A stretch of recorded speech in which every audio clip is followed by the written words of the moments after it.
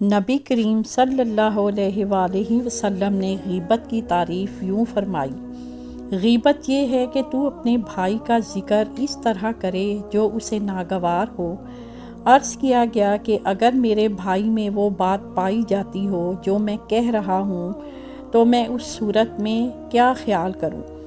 نبی کریم صلی اللہ علیہ وآلہ وسلم نے فرمایا: اگر اس میں وہ بات پائی جاتی ہو تو تو نے اس کی غیبت کی، اور اگر اس میں وہ بات موجود نہ ہو تو تو نے اس پر بہتان لگایا۔ ایک اور دوسری روایت میں ہے، ایک شخص نے رسول کریم صلی اللہ علیہ وآلہ وسلم سے پوچھا، غیبت کیا ہے؟ آپ صلی اللہ علیہ وآلہ وسلم نے فرمایا، یہ کہ تو کسی شخص کا ذکر اس طرح کرے کہ وہ سنے تو اسے ناگوار گزرے۔ تو اس نے عرض کیا، یا رسول اللہ صلی اللہ علیہ وآلہ وسلم، اگرچہ میری بات حق ہو تو آپ صلی اللہ علیہ وآلہ وسلم نے جواب میں ارشاد فرمایا، اگر تیری بات باطل ہو تو یہی چیز بہتان ہے۔ پس معلوم ہوا کہ کسی کی پیٹھ پیچھے اس کی بدگوئی کرنا مطلقاً حرام ہے۔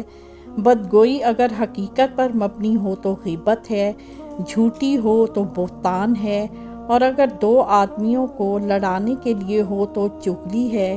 شریعت نے ان تینوں چیزوں کو حرام قرار دیا ہے۔ ہم آپ کے خیالات آج کے موضوع پر سننا چاہتے ہیں۔ آپ اس تعلیم کو اپنی زندگی میں کیسے شامل کرتے ہیں؟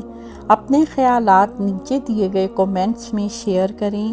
اس ویڈیو کو لائک کرنا، ہمارے چینل کو سبسکرائب کرنا اور بیل آئیکن کو دبانا نہ بھولیں تاکہ آپ ہماری نئی آنے والی ویڈیوز سے باخبر رہ سکیں۔ آپ کی قیمتی رائے ہمارے لیے اہم ہے اور ہم ہر کومنٹ کو پڑھتے ہیں۔ اس ویڈیو کو دیکھنے کا شکریہ۔